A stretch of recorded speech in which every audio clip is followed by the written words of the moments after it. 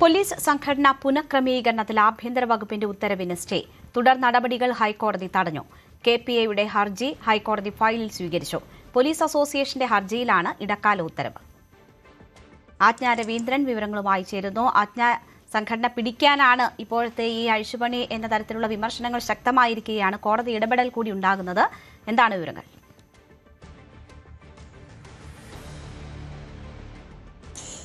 രേണുക സൂചിപ്പിച്ചതുപോലെ തന്നെ സർക്കാരിന്റെ രാഷ്ട്രീയപരമായ ഒരു ഇടപെടലാണ് ഇത്തരത്തിൽ കെപിഐക്കെതിരെ ഉണ്ടായിട്ടുള്ളത് എന്നുള്ള വിമർശനമാണ് ഉയർന്നത്. അതിനെതിരെയാണ് അസോസിയേഷൻ കോടതിയെ സമീപിക്കുന്നത്.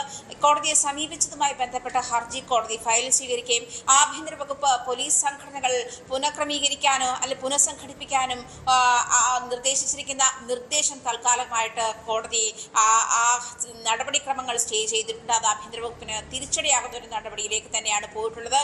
പ്രധാനമായും രണ്ട് കാര്യങ്ങൾ: ഒന്ന്, പോലീസ് സംഘടനകളുടെ പുനഃസംഘടന, പുനഃക്രമീകരണം; രണ്ടാമത്തത് ആസ്തി വിഭജനവുമായി ബന്ധപ്പെട്ടാണ്. ഇത് 60-40 എന്ന അനുപാതമായി വിഭജിക്കണം. അത് രണ്ട് സംഘടനകളിലേക്ക് നിലവിലുള്ള ആസ്തികൾ മെർജ് ചെയ്യണം തുടങ്ങിയ നിർദ്ദേശങ്ങളായിരുന്നു ആഭ്യന്തര വകുപ്പ് മുന്നോട്ട് വെച്ചത്.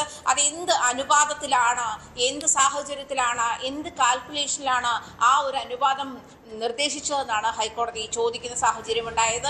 എന്തായാലും ഇത്തരം പുനഃസംഘടന അതിനൊരു അഡ്ഹോക് കമ്മിറ്റിയെ കൂടി ചുമതലപ്പെടുത്തിയിട്ടുണ്ട്. അതായത് ആഭ്യന്തര വകുപ്പിന്റെ നിർദ്ദേശം അനുസരിച്ച് ഇത് പുനഃസംഘടിപ്പിക്കാൻ ഒരു അഡ്ഹോക് കമ്മിറ്റിയെ കൂടി നിയമിച്ചിരുന്നു. ഈ അഡ്ഹോക് കമ്മിറ്റിയുടെ പ്രവർത്തനവും തൽക്കാലത്തേക്ക് കോടതി സ്റ്റേ ചെയ്തിരിക്കുന്ന സാഹചര്യമാണ്. അതേസമയം തന്നെ സർക്കാർ ആവശ്യപ്പെട്ടത് ഈ പോലീസ് സംഘടനകളുടെ ഹർജി തള്ളണം എന്നാവശ്യപ്പെട്ടിരുന്നു. പക്ഷേ അതേസമയം ഈ പോലീസ് സംഘടനകൾ നൽകിയിരിക്കുന്ന ഹർജി കോടതി ഫയൽ സ്വീകരിച്ചിട്ടുണ്ട്.